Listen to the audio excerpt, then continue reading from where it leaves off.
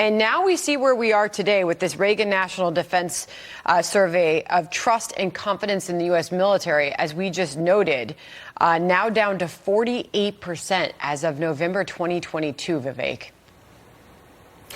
Well, look, it turns out that the U.S. military fell a staggering 25% short of its recruitment goals this year. That is a big deal. And it turns out that if, as a nation, you are constantly engaged in self-criticism, forgetting the ideals of that nation, but just engaging in self-criticism, especially along axes of identity politics like race and sexual orientation, then fewer young Americans want to serve in that military. And so I think our national security and our national spirit go hand in hand, but it is the responsibility of the military to look after its unique purpose, which is to protect Americans from foreign threats, period. And when the military itself veers from that purpose and itself becomes a vehicle for becoming a form of self-criticism of the United States, that's when you see the decline of trust in the military and, unfortunately, a decline in the willingness of people to serve in the military. Sadly, that's where we are today. Well, when you look, when asked in that Reagan National Defense Survey, if woke practices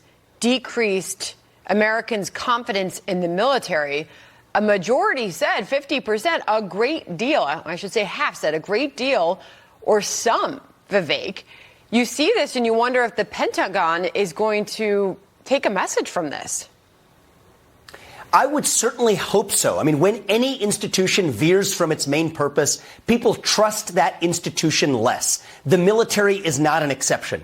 And General Mark Milley and others like him may think that they're actually exhibiting greater empathy, that they're exhibiting greater nuance by saying that they want to understand aspects of our nation's history and its failures.